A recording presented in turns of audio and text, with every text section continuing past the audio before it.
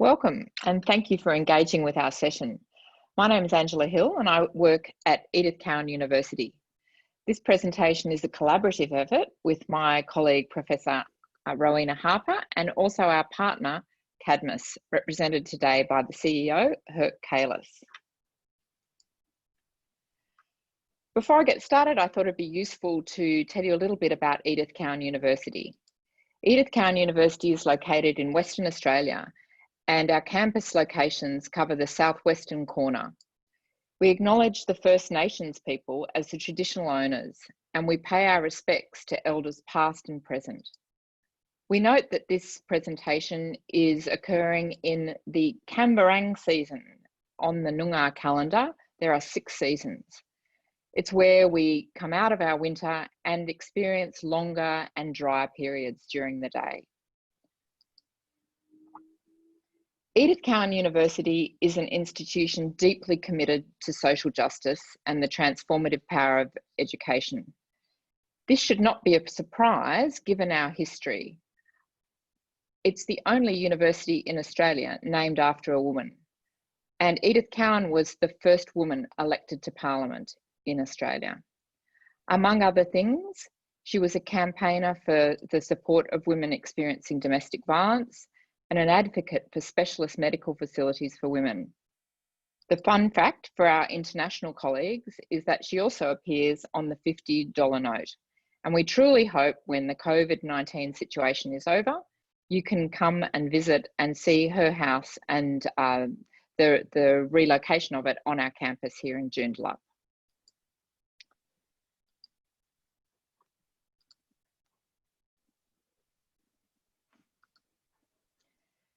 Edith Cowan University is also the quiet achiever in terms of the student experience in Australia. Our Good University Guide, a national publication that ranks our universities, recognises ECU's excellence in student support amongst other areas and of course teaching quality.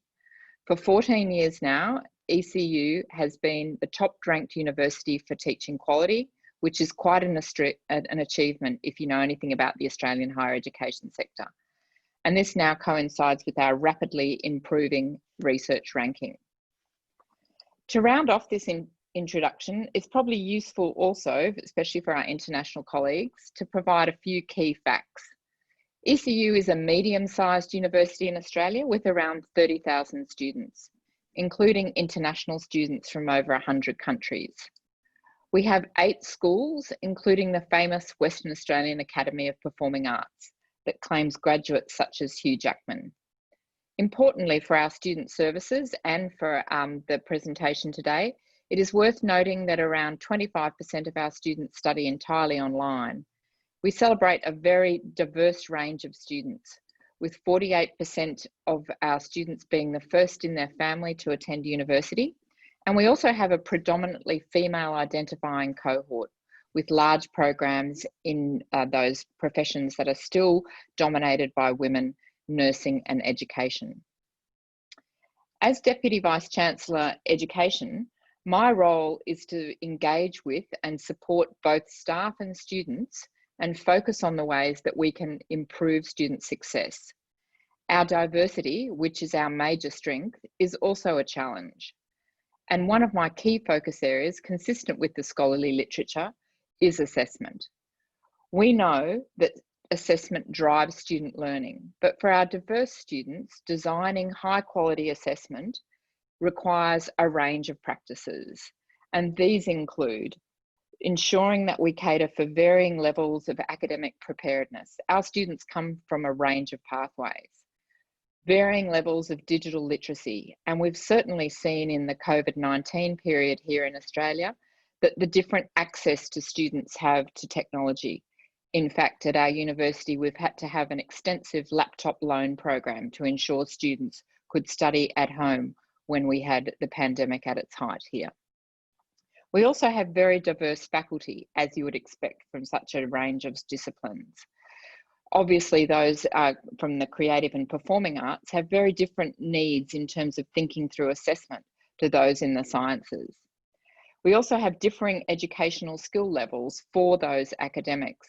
some who've come from international locations from a very different background in terms of their own education, and others who have come through from quite a varied route, from practitioner routes to being academics. They also bring a wide range of experience with technology. So these are challenges that we look forward to addressing and talking about in this presentation. So the challenge we're focusing on today is the capability building for assessment literacy. And to address this challenge, we've focused on that concept of assessment literacy and how we might build capability for both students and staff. For students, we know that building assessment literacy or becoming assessment literate means being able to self-assess where you are as a learner. Take that metacognitive moment and establish a roadmap or pathway for yourself to the next steps to complete a task. For faculty, assessment literacy involves the complex task of identifying the type of task required that is fit for purpose, and then create the assessment task so that it is valid and reliable. And additionally, and importantly, following the completion of the task, assessment literate faculty are able to analyse the learning outcomes, the success rates, the feedback from students, and support students to the next stage of their learning goal. To do this in the context of a major global challenge, that is academic integrity, we focus on a range of strategies. As we have a massified, corporatised and marketised higher education system globally, we know that there is a concurrent rise in academic misconduct and academic breaches, as we refer to the minor levels of academic misconduct here. Our regulator, the Tertiary Education Quality Standards Agency, is very mindful of this threat to the integrity of our major export industry, higher education. And our regulator is relentless in their efforts to ensure that each university is doing as much as possible to ensure that assessment that is completed by students demonstrates their own work.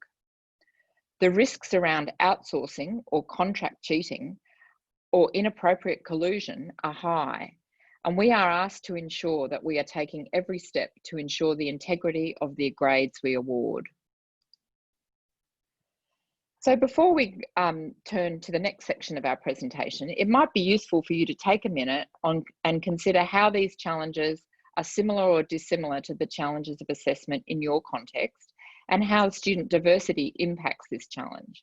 We'd also invite you to consider how your institution responds to these challenges in both policy and practice, and also through the use of technology.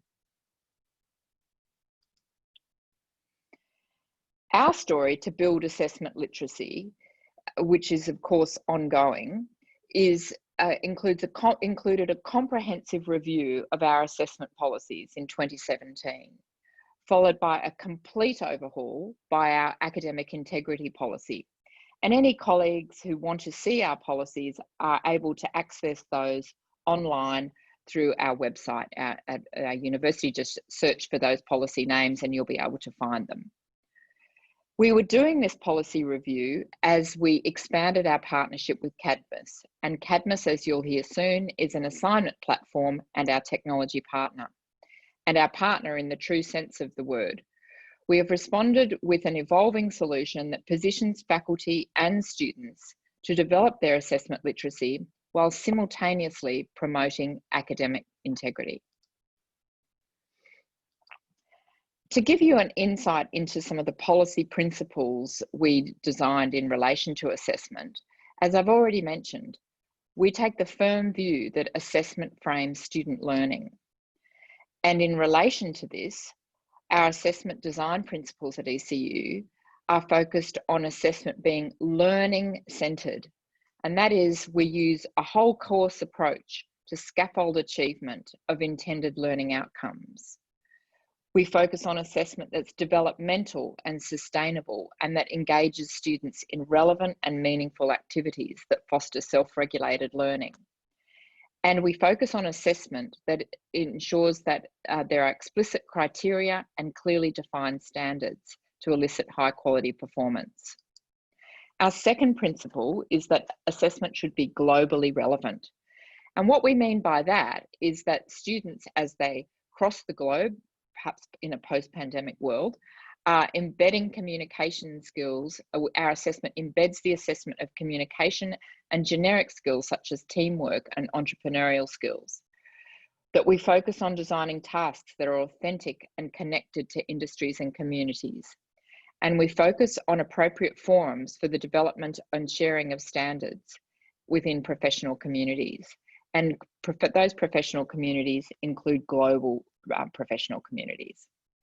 Our third principle of assessment, as enshrined in our policies, is that assessment should promote transformative learning.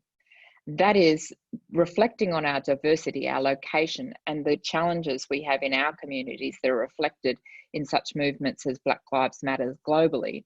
We want to ensure that our assessment regimes expose students to multiple perspectives that challenge their assumptions and broaden and redefine understandings, that build higher order cognitive and metacognitive skills and foster deep understanding.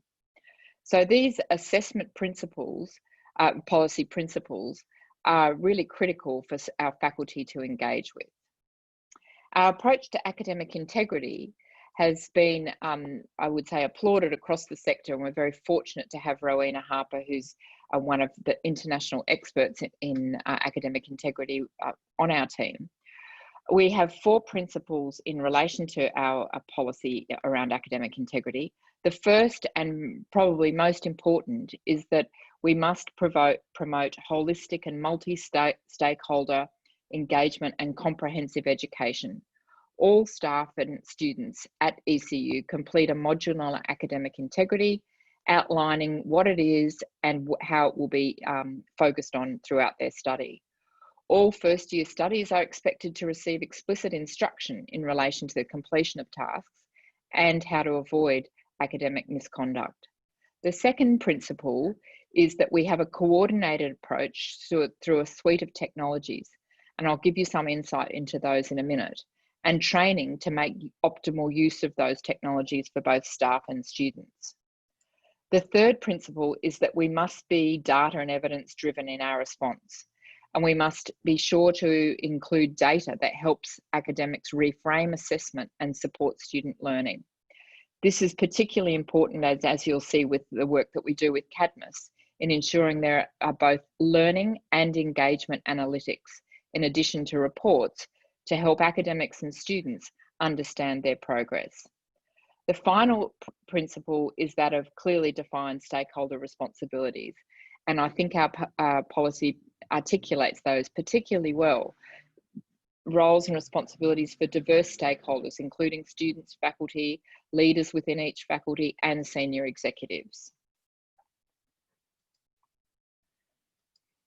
While the policy settings are important for us, we also need to make sure our programs and practices support guidance for students in terms of becoming assessment literate. And we do this in a range of ways, multi-layered and tiered ways to build confidence and skills.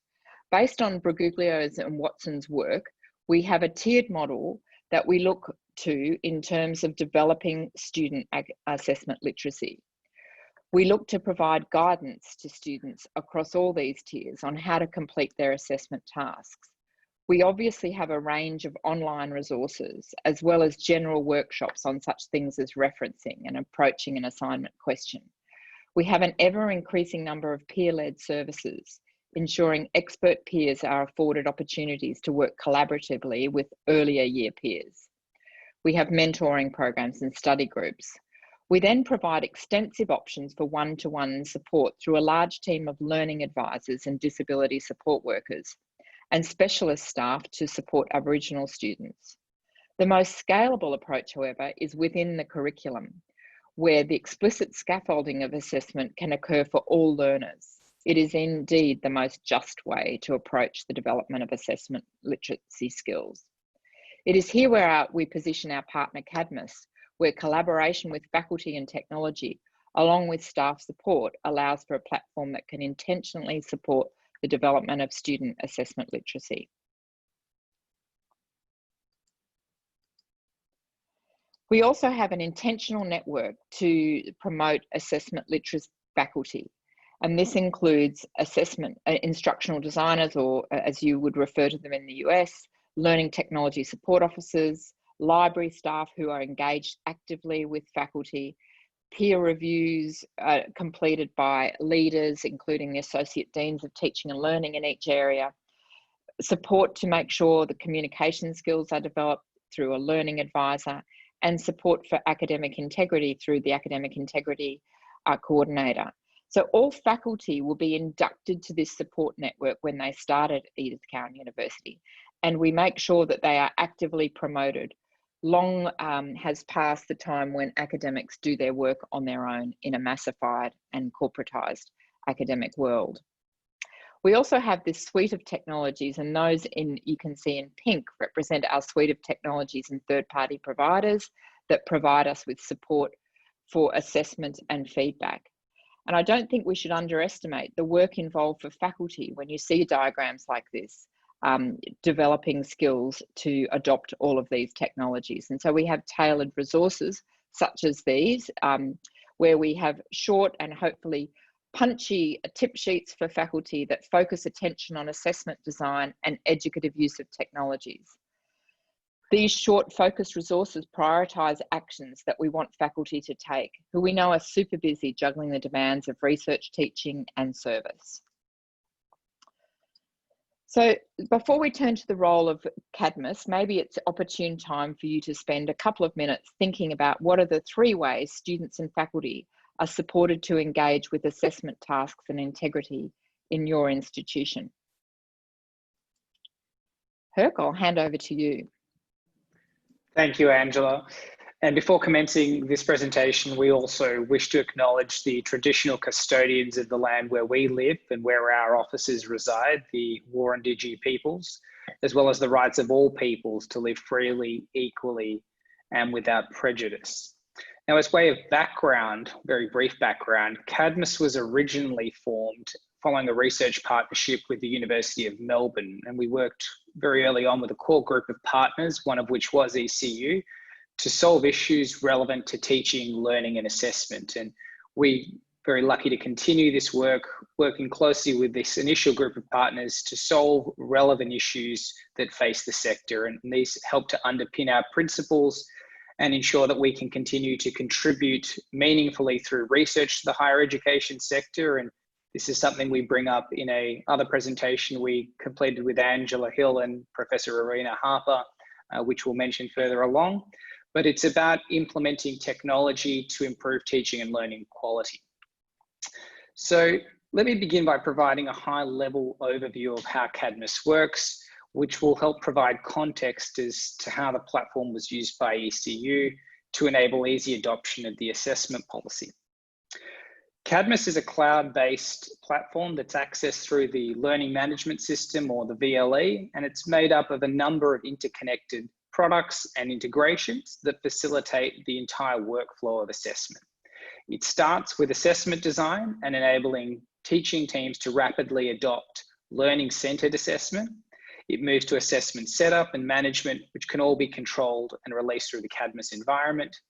There's a full student assessment environment, which I'll show you shortly, where students are able to complete tasks from start to finish.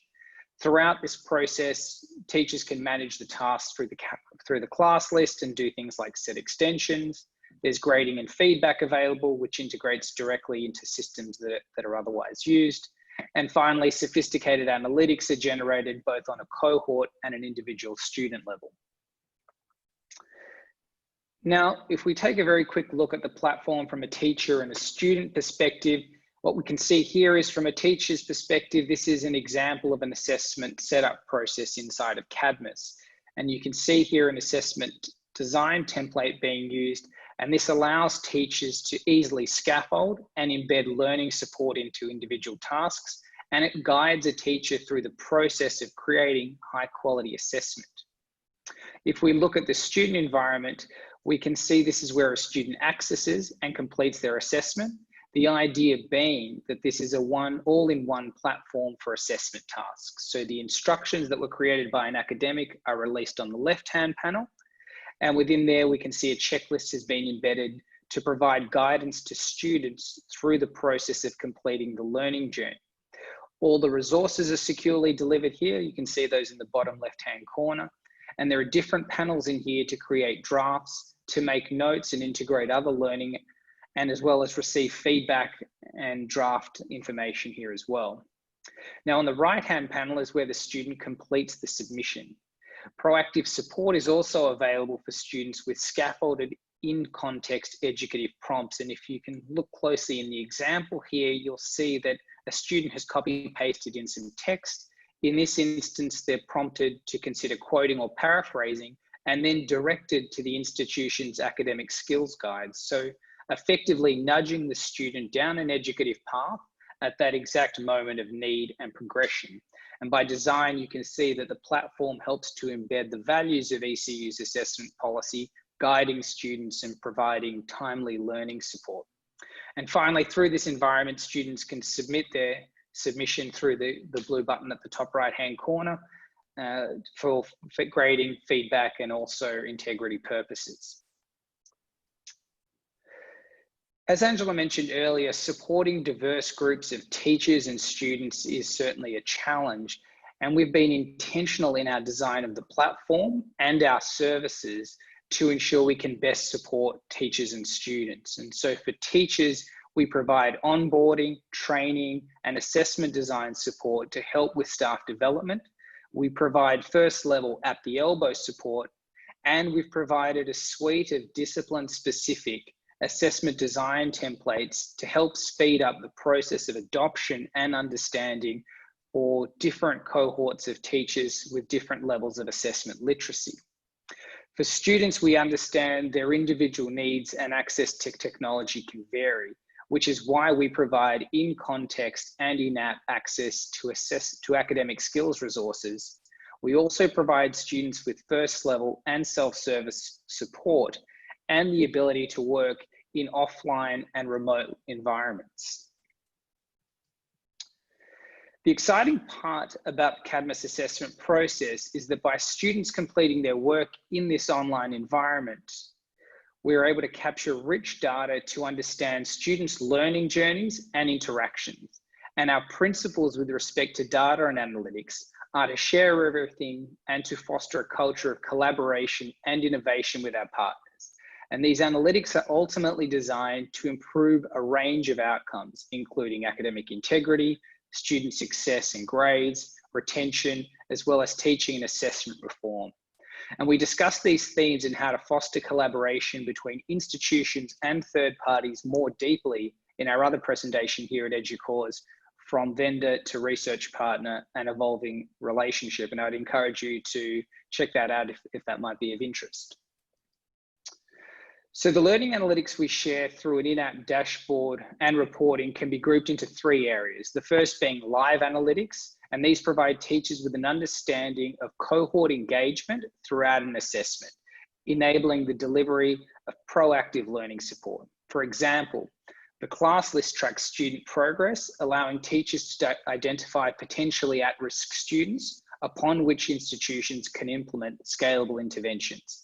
Teachers are also able to understand which learning resources students have accessed, and this encourages better engagement with key materials and the ability to take a more nuanced teaching approach. Next is post-assessment analytics, and these reports allow teachers and faculty to evaluate assessment effectiveness, complementing other data and inputs like student satisfaction surveys and grade distributions to develop a holistic picture of assessment practices. For example, understanding cohort engagement over time for individual assessments can support iterative assessment improvement, encourage students to engage early and also more consistently. Similarly, faculty overviews or school overviews of assessment outcomes support effective evaluation of the assessment policy as well as reforms. Finally, individual student reporting provides institutions with assurance around academic integrity. And ideally, we would like to implement barriers to dissuade nefarious practices and set things up so that students are supported to do the right thing. And we do this through assessment design and educative features in that. However, in cases where things do go wrong, we want to empower educators with all the information available to streamline the process. So for cases of suspected academic misconduct, Cadmus can provide detailed analytics on the construction of student submissions. And this is all about providing evidence and objective information to empower and inform any potential cases of misconduct. This enables anyone to understand very quickly what has happened and to take action. Finally, we wanted to share some results, and working closely with ECU leaders, unit coordinators, learning design and technologists, we've seen amazing examples of best practice assessment designs implemented over the last 2 years. So in 2019, assessment design rework, the affordances of the Cadmus platform, and learning analytics came together to bring ECU's assessment strategy to life, leading to a range of improved outcomes. In 2019, these included better engagement, improved grades, retention and student outcomes, as well as reductions in cases of plagiarism and misconduct.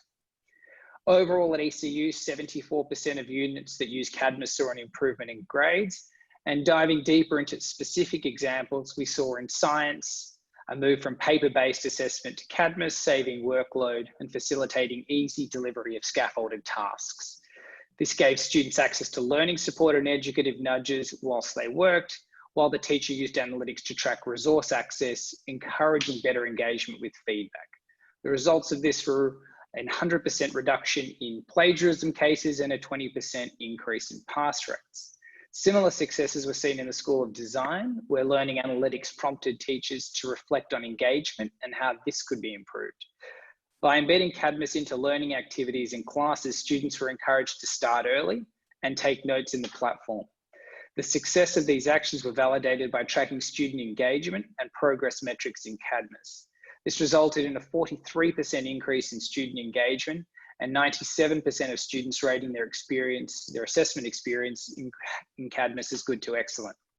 And finally, in the School of Nursing, with large first-year classes of over 700 students, we saw increases in pass rates and retention improve from the lowest quartile to the best in the school at 91%. And this was achieved through assessment design rework and scaffolding of learning and assessment tasks. Thank you. And with that, I'll hand back to you, Angela. Thank you. And to conclude, I wanted just to reiterate that our challenge is building capability for assessment literacy for both students and staff.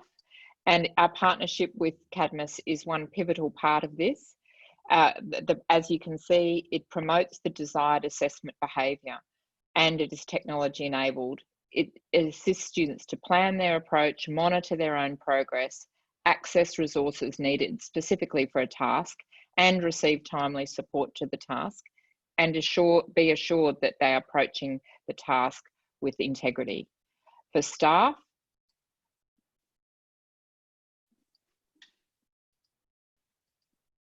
we have seen that the partnership with Cadmus, as Herk has just outlined, promotes the desired assessment behaviour and it allows staff, supports staff in explicitly scaffolding tasks, monitoring progress, ensuring that there's a one-stop shop for resources and receives data that it supports academic integrity.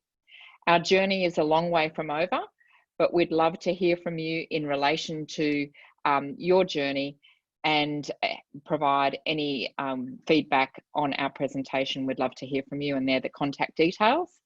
And if you can't visit ECU in the next short period, we hope that you can come by 2025 to visit our new exciting city campus. Thank you. Thank you.